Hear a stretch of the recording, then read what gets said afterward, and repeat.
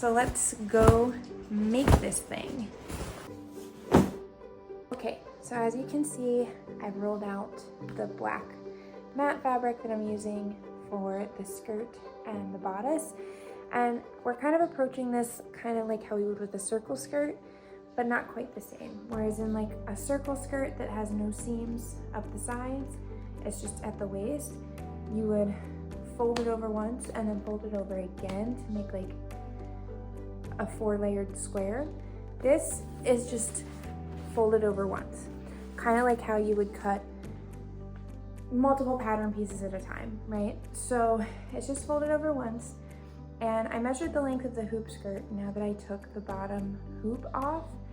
And so I measured the length from the waist to the bottom of the new hoop length. And then I added a couple more inches just to give me a little wiggle room. I can always hem it later if I want. Spoiler alert, I hemmed it a lot. So I'm gonna make the length of this skirt about 33 inches.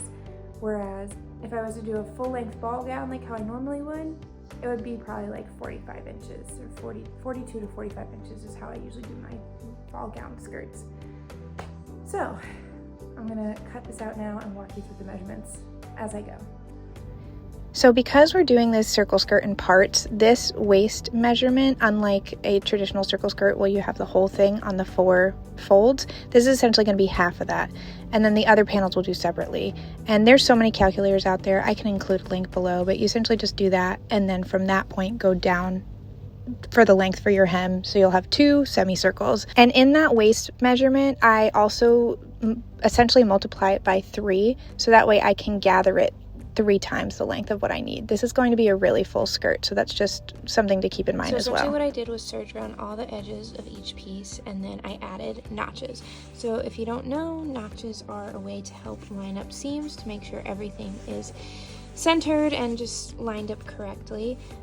So I did 2 sets of notches. So there's this one, which is about 8 1/4 inches down from the top of the center back seam. This is where our closure is going to be, and then this is where the start of the back center seam is going to be. And then there's this one, which is the top of the waistline for the front centerpiece. So that really long one we did first that was folded in half.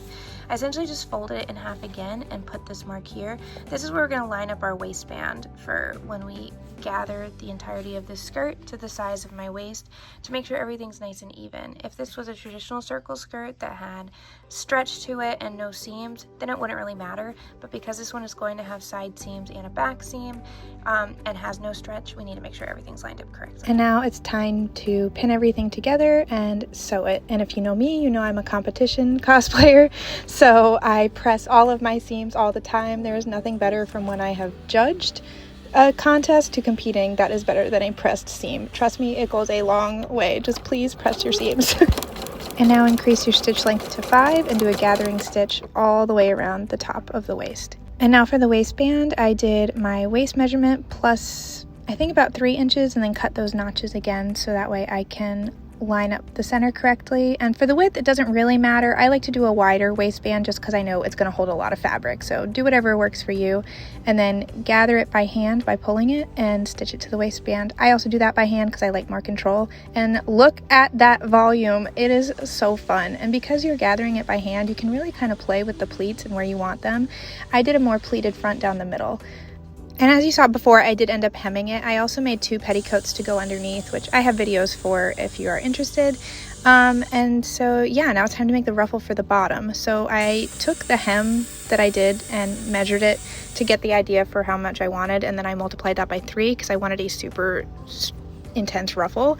And then I made it the width that I wanted, pressed it real good, and gathered it and did this by hand, and it took me hours. When I say hours, I mean about 12 hours to do all of this hand sewing plus the trim. Oh, there's the wig. I have a vision for it, so just hear me out.